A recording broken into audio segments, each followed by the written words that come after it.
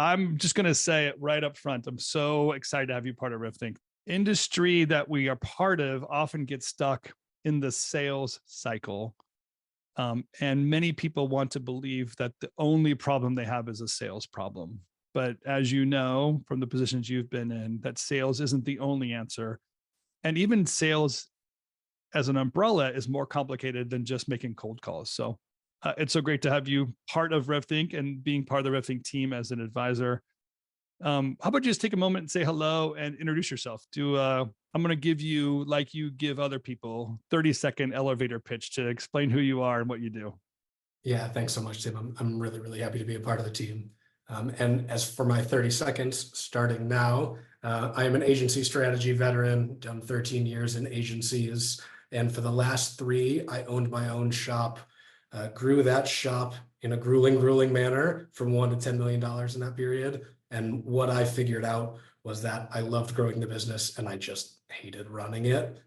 So I exited at the end of last year, and what I have been doing since then, and again now in a very exciting official capacity with RevThink, is helping other owners and leaders of creative businesses grow their businesses, not just with sales in theory, but also with deeply practical and action-based strategies to getting from point A to point B, going from cold to new clients and growing the existing relationships we already have. It's so, the word strategy is such a great word when it's used properly, but I think it's thrown around so much. So for you to say that you were a strategist and you understand strategy, I don't think a lot of people recognize the value proposition of strategy over simply taking the work right below the strategy level and the value proposition and doing execution. But to use you and to leverage your knowledge as a strategist to help people grow their businesses, it's just so fascinating to me because there's a strategic steps to almost everything, and to wrap your mind around it and to be able to convert that for other business owners. I just love that you have that ability and that experience to help people grow in that way. Yeah, I'm really excited about it as well. That's quite flattering. But when I think about strategy and the way that some of that applies, it's a lot about looking for the ask behind the ask. It's a lot about understanding the thing that's needed and not the thing that's asked for. And for better or worse, those are often 2 different things. And so we can really elevate the value of any work, whether it's creative work or any other type of tactical execution work, by connecting it to the thing you actually need, whether or not that's the thing you asked for. Okay, so before I show you something and jump into the topic today, because you have a blueprint for sales that's the proposal for the weekly briefing today. I actually just want to mention how people can work with you. So you're a RevThink advisor, which means if you're in a one-on-one engagement with RevThink, that could be with me or Jason or Matt or anyone, and people get stuck in the area of sales or just need some help, maybe just with positioning. They just need some feedback. Long-term engagement, short engagement, doesn't matter what it is, you're available. And I can say to a client, hey, as I have done already, hey, let's bring on Joe for 2 months and he can help that salesperson gain that capability and put that work into place. So I think it's important for people to know that how they can work with you. Maybe it's good to also say on the sad side that most of those blocks are already filled up. We already have clients. We've been actually behind the scenes a little bit working together, filled in some of those time slots. But you are going to be part of our small group program and be available for that and be part of the foundations class we have coming up starting June 24th. So just at least I want to say that, like how to work with Joe and the kind of work that you're doing with our clients. Yeah, I am both happy and sad to have almost all of my slots filled up here with RevThink clients. But the point you made, Tim, is salient, which is this can be a long-term engagement, a short-term engagement. Depending on what a given firm needs, you might have all the pieces and you might just need some guidance putting them together. Sometimes it's a little bit more involved than that, but it's worth finding out because there's a lot that can be done, often in a relatively short period of time. I don't know if I should tell you this or not because I don't want this to go to your head, but the conversation we're having earlier with one of our clients, while you were talking in the conversation, I got a text from one of them and they just said, wow. just because you already moved their chain so much in just that 30-minute conversation of what needs to be done. So I know people are going to get a lot of benefit. And if you can do it in 30 minutes with one client, we might be able to get through a lot of clients in a short amount of time. So yeah, so excited to have you part of this. And I don't do it for the flattery, but it does feel very, very good. So thanks for that. Okay, I'm going to show you something because I wanted to actually kind of tease you for a minute, but also kind of make it serious because this is what my Instagram feed looks like. And I got to be honest, like I'm not tricking this. I just logged into this thing and this is where it starts. And the second thing here is this guy, and I don't know who Jackson Kingsley is. He says he's on a studio in the US for many years. Never heard of him or his studio. Not that it's not legit. I'm just saying I don't know enough about him to judge him from his work, but he's selling what sounds like a product of like how to grow your business, how to get business owners. We will show you how to consistently sell $10,000 projects or more in the next 90 days guaranteed. So he's pitching them on a process or a method of some sort to grow their business and find better ways of doing it. A value-based proposition of projects of $10,000 or more. And here, he's personally owned, been in the industry for 13 years, run his own business for over 10 years. Pretty interesting. This isn't the only one, Joe. Watch this. I'm going to scroll down 3, 4, 5 items later. Mothers and MoGraph. Love these ladies. They're part of it. One of my clients. I am static. Boom. Here he is. This another person, almost a little bit more like, TikTok kind of graphic, famous kind of guy. But if I go down to his proposition, it's the same proposition. So I'm kind of teasing you and saying like, dude, everyone does your job. Everyone seems to be making these promises that there's an easier way of doing sales. And like, here's this guy said he 6-figure projects, 4 seasons in NFL, Apple. Like, it sounds like he has experience in the brands people want to work with, and he has been in the field and done work. So what's happening is everybody selling the same thing, and we're all kind of realizing like, hey, if you have the right positioning or you have the right cold calling, email tactics, you can get through, or is sales in your mind something different that requires like a different approach? So I see these guys all the time, and I'm not saying they can't do the thing, but the thing that they're trying to assert that you need is just such a small layer of what it takes to actually build a sales program that gives you the business you want. So of course you need to address positioning, and some of these automated or done for you things may or may not be good at getting you your positioning. And of course you need a system for sort of cold outreach, warm outreach, and you need to know what to say in meetings. I don't know whether a done for you sort of cold outreach service does that or doesn't do that, but what these things are missing, in my opinion, and like the thing that I'm craving for the businesses I work with, is synergy between the thing you do, the reason you do it, how you talk about it, and then what you do to make those conversations happen. And that's where I just think some of those things that make outrageous promises, I don't know, maybe those dudes did do that at their firm, but they can't do all of that for you because they're not your firm, Yeah, it's so interesting, like to bank on past success of your own personal business when you're the creative entrepreneur. We all know that the entrepreneur can sell their business the best. They have all the opportunities, freedom, confidence in those words. But building a sales program that someone else is going to repeat the words for you, it's so different. And to pass it on, to delegate it, and to expect results from a sales team, a sales rep, even just your own time that you have to put into it to expect results from it, from the effort, it does take a little bit more than just that, getting the lead. Too many people focus on the lead generation, don't they? And that very thing is the reason we're talking about the blueprint today.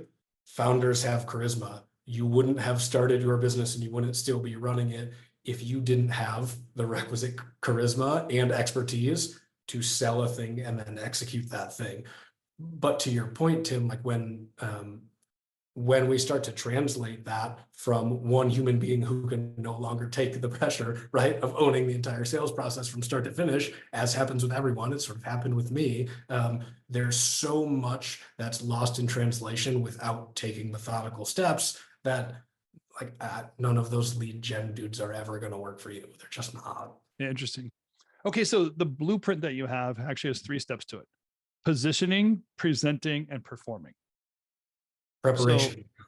oh, sorry, I totally messed it up. Let me say again: positioning, preparation, and performing. Yeah, thank you. So, in the idea of positioning, let me just tell you the scenario I have that I think of for positioning. Right. If I have a problem at my house with, like, let's say it involves I had to put in a screw into somewhere, right?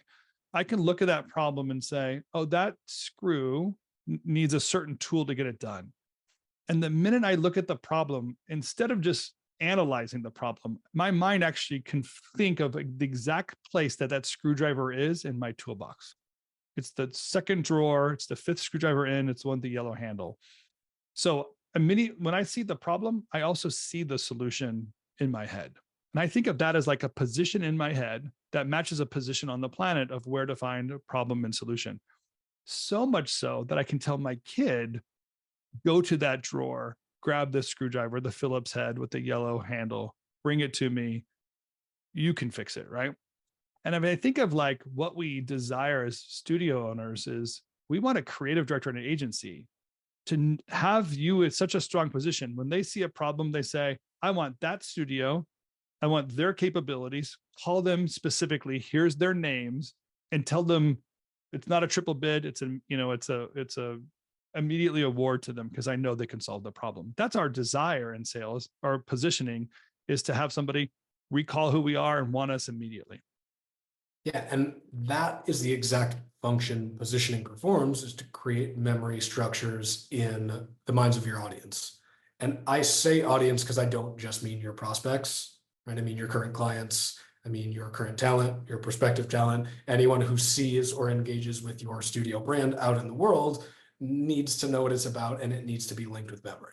And so the reason positioning is so important is if you can't articulate where the screwdriver is in 30 seconds or less, or God forbid, you sort of like turn this into a 10, 15 minute monologue about all of the things that you're good at, there's no hope anyone's going to remember that. So it's why I say the blueprint has to start with positioning.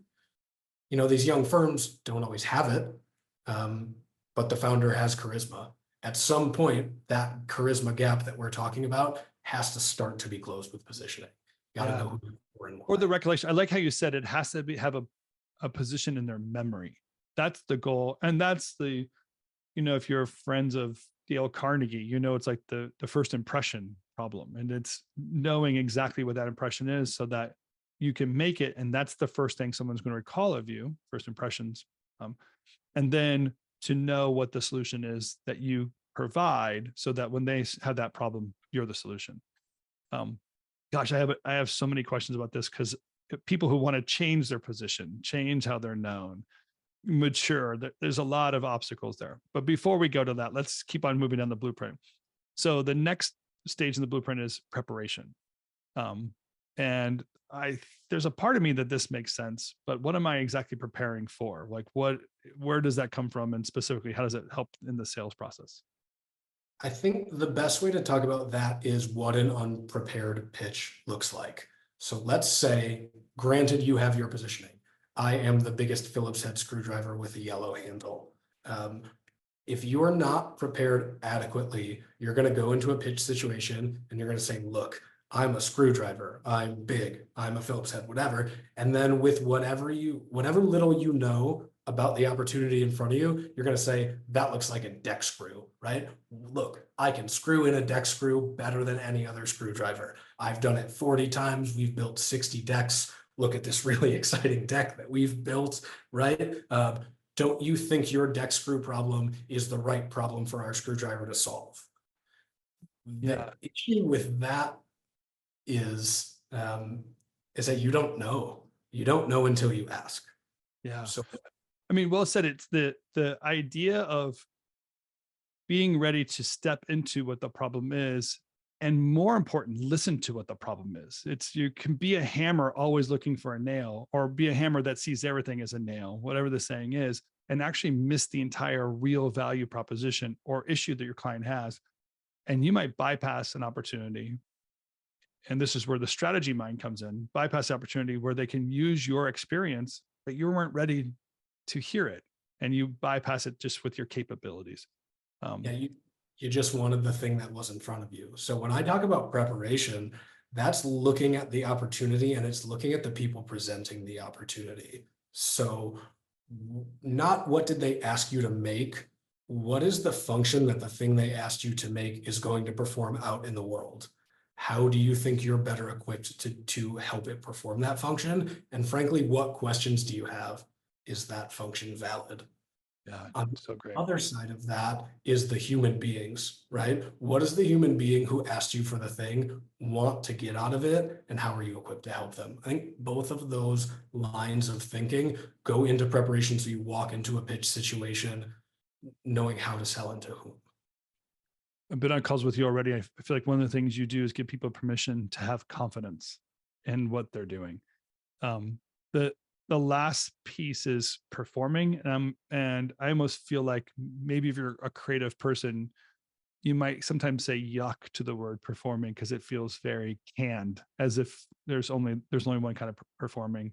And I know for certain that's not the kind you're talking about.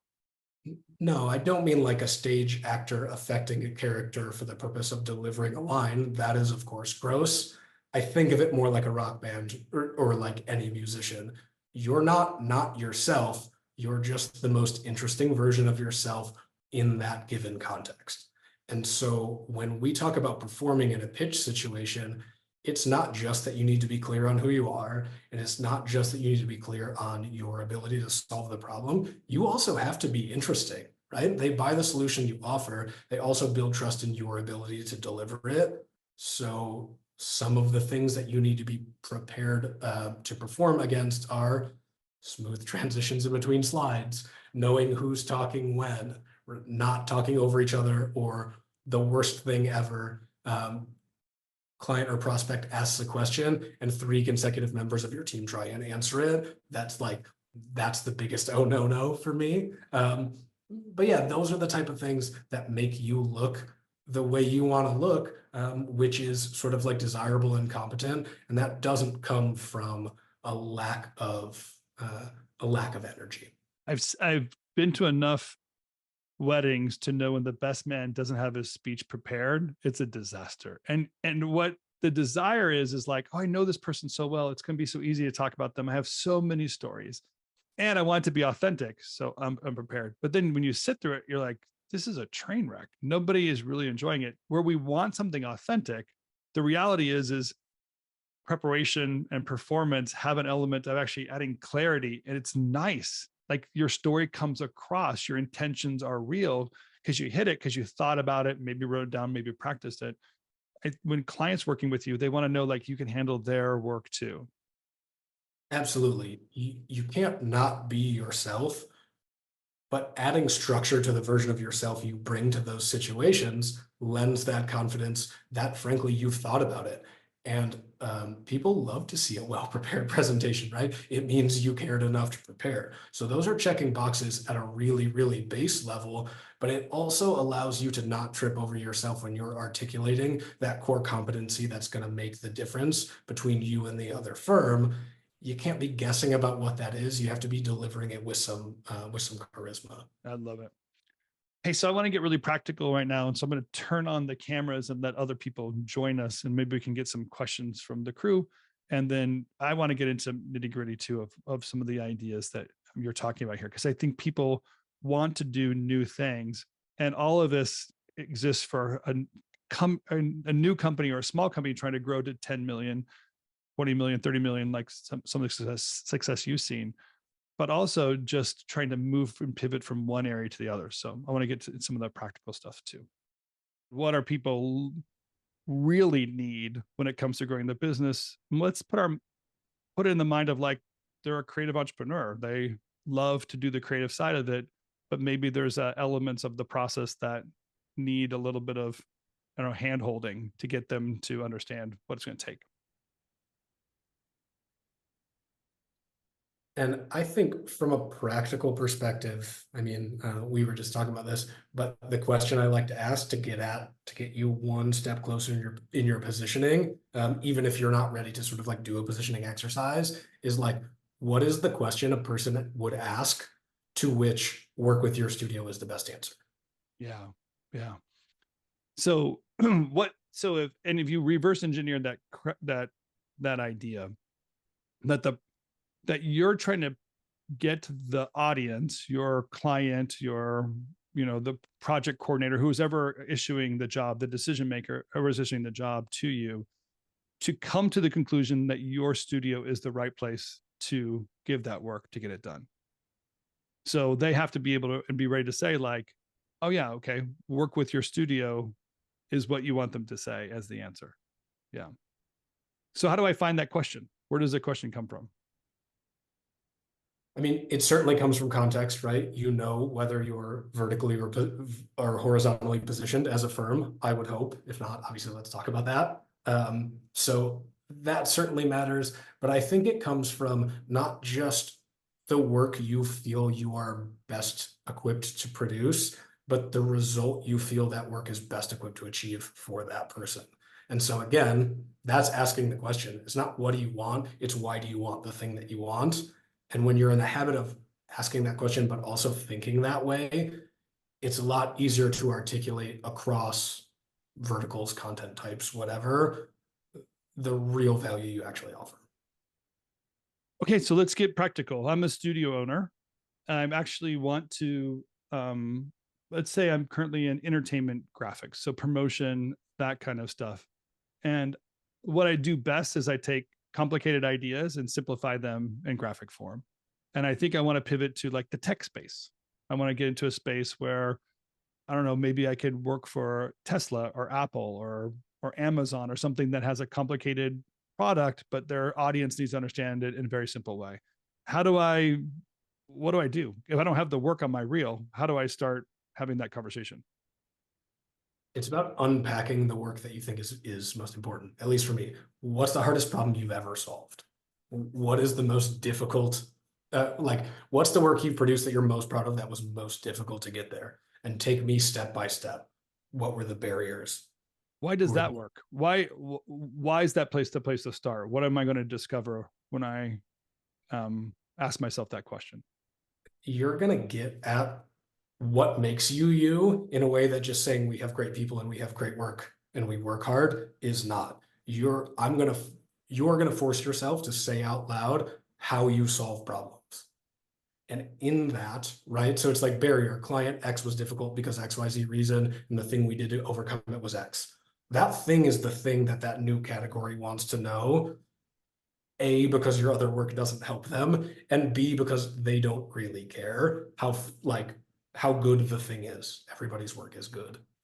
That's such a great idea. So really to express what the biggest problem you ever solve is, you're actually now in a problem solving mindset instead of a capabilities mindset or presentation mindset or pretty pixels mindset. Look at these pretty pixels. You should hire me. I make pretty pixels. To like, oh, you have a problem.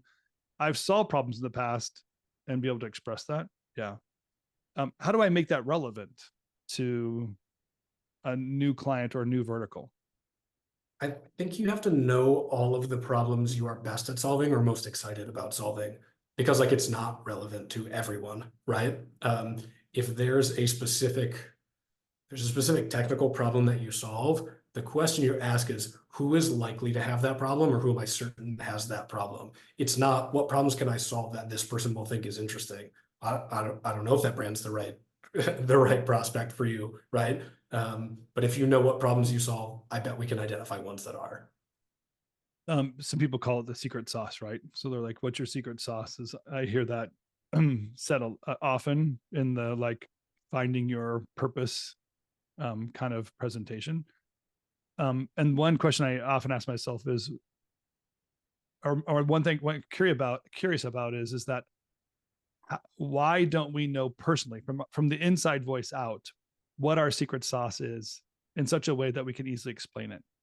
I feel like we have to discover it with like the projects that we did that give us energy, the ones that make us a lot of money, the ones that, that give me joy when I finish it. But given a chance to do any project, I say yes to things that I know that will suck the energy from me. I'm going to lose money. We still say yes to them, even though they don't match the right moment or the right purpose that I have.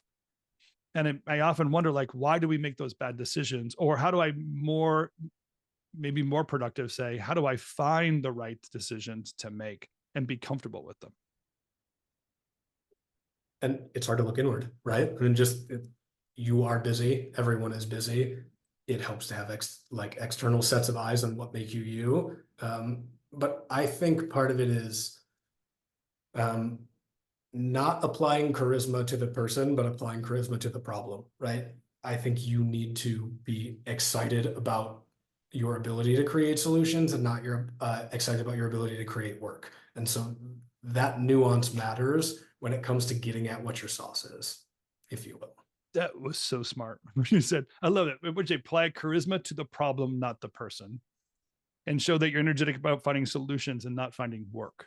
So not just to keep yourself busy or revenue through the door, although you might be successful at that to some degree, but if you're actually solving the problem that you solve, you're going to find a higher value proposition, be more likely to convert, and enjoy the product that you're doing. That's what we want to accomplish, right? Yeah, and like that last part should not be overlooked. Like you're gonna like it better when you actually like it. And that's a different lens to look on it than will this check XYZ boxes financially or through any other lens. Yeah, I agree. Hey, we're almost out of time, but I'm happy to have people throw some questions out there and kind of do some follow-up. Here, Joe just put one out there. Thanks, Joe, for feeding me this question. Do you want to put it on camera? Or you want me to read it for you? I can jump on. Yeah. Sure. Go ahead, ask your question. All right. So this is an issue that we're dealing with, or I have been dealing with for years, is that the clients and the projects that really bring me a lot of joy, that I absolutely love working with, are the folks that don't have any money. And on the flip side of that, the projects that are extremely profitable sometimes feel like they take a couple of years off my life. So I'm wondering if you have recommendations there. Yeah, can we get blood from a turnip? Like if they don't have money, could we somehow still sell them more value and find money that they're currently not presenting? My typical thought about that is like sometimes you can't get away from soul sucking projects, right? It would be sweet if everything we wanted to do always made us all the money we wanted to all the time. The way I tend to think about that is roll in portfolio.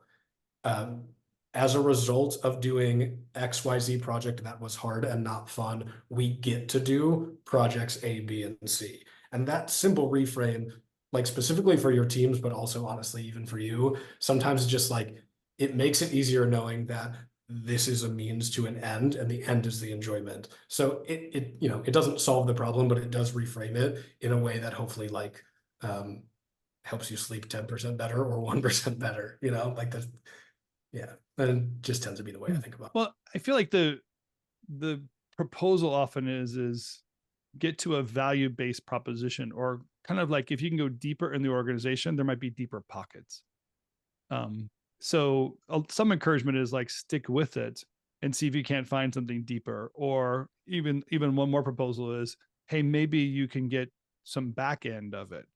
They currently have a small budget, but if you're successful at the product you're making, a promotional product or a marketing product, and they grow, can you take a bigger piece of the back end? And where I can say some organizations that might be true, especially, Joe, you come from selling strategy, not just selling like the service-based stuff, but the strategic side of it that allows you to get into that deeper room, maybe more cush opportunity. I don't think a lot of us know how to present that higher value and to get those results. I don't know if that's even, that might be soul sucking work for somebody to sell strategy instead of the video capability. One of the things I think too that like cannot be overlooked is being excessively candid about when something does or doesn't make you money, right? So client A, we love this project. We're so excited to take it on. It was difficult for reasons A, B, and C, and we took a fucking bath, pardon my language. We want to keep working with you, but what can you do to help me out next time, right? Or who can you introduce me to make this work for me? Because we love it so much, we don't want to stop, but it was really, really difficult to do it under your budget. That level of candor, in my experience, is often reciprocated so much more than you might think. Because if they like you and you like them, obviously you want to keep working together. You can put your own client to work for you in a business development capacity if you've got that kind of relationship and if you're using that kind of language. I can't tell you how many meetings I sat on with you, Joe, so far, and your encouragement for people to be candid, like to actually just say it out loud. Don't be afraid of your client that you can't say, hey, that budget doesn't work for us. That schedule is not the right schedule. Those decisions need to be made today. Like, to be clear really does help it along, and you get more respect as a professional in doing it than just kind of like taking the hits. But it's also interesting to do a follow-up that way. Oh, go ahead, TJ. I should do one of these. Sorry, Tim. I feel like that adds to the confidence thing you were talking about too, Joe. Like if you're confident enough to tell the client that there's a problem, then I think they'll end up translating that into trust. That's my thought. Yeah, I agree. The trust and the mutual respect that's developed from that pays dividends down the line, assuming you are, of course, delivering the work and being a good partner, which hopefully goes without saying. But if you're doing those things, there's no reason you can't be a person with the person on the other side of this agreement. Yeah. It's just such an interesting proposition, because we often feel like we have to be chosen by them, and we feel lucky that we're chosen by them, instead of what they really want you to be is an expert in your field, and they want to hand off the responsibility to you and have confidence you can do it. So stepping into that role and stepping into those shoes and knowing that you can fill those shoes is a very important part of we'll say, like, this blueprint. I think that you're saying it well, like, the whole positioning that I am the expert, the preparation part of it, knowing and listening so that when you speak with confidence, understanding, and you're giving them the angle, your specialty, but that angle of what you do differently. And then obviously the performance is don't back down, like be strong, be that expert, and express to them and be able to tell them why your answers are the right answers. Yeah, along those lines, I think a lot of times about our field, not only being worried about what the client will or won't say, or whether they will or won't award you the business, is like almost too much respect for the direction you're given. An organization outsourced creativity to you because that organization is not conducive to creativity or capable of the level of creativity that you are. So right off the bat, your position as a subject matter expert and not as a hired hand is inherent in your agreement. So all the things we're talking about lead me to feel like they are asking for you to talk that way, right? As a condition of having contracted you or even considering contracting you, they have asked you to be direct and clear and an expert. And if they've asked you to take a back seat and do exactly what they say, maybe you're not the right firm for them. Yeah, smart. Well, Joe, as I said at the beginning of this, I'm so excited you're part of the RevThink conversation now and giving us some practical ways of actually doing sales. I want people to get unstuck. I find that we can capture on the back end, make people profitable, but help them grow in revenue and grow in capabilities and do these pivots that they want to do within their business. We need some practical advice and practical knowledge how to get there. So actually, maybe I'm sad to say that all of your one-on-one engagements are already kind of booked up. There's no immediate cushion for you, but we'll find some opportunities. And you're going to be part of the small group conversations we're having over the next couple of weeks. So anybody that's in a small group and kind of joined one of those, Joe's going to join us and maybe be more frequent guest in that. If you're not part of our small group and you want to, happy to just hit me up on community or tim@revthink.com. I'll find the right place for you, right time for you. But those are also great moments. TJ shake his head because he loves that. Like the dialogues that we have in those small groups are really fun and getting things done. So so glad you'll be part of this conversation, Joe. Yeah, thank you so much. I'm super happy to be here. It's great to see you all and excited to talk to you all again soon. Yeah, we'll see you soon. And until next week, thanks all for joining the weekly briefing. We'll see you on community. we appreciate you being part of RevThink and supporting us in what we're doing and supporting each other. So as we'd like to say, we exist so you can thrive in business, life, and career. If there's anything we can do to help you, keep us accountable. But in the meantime, we'll see you guys next week.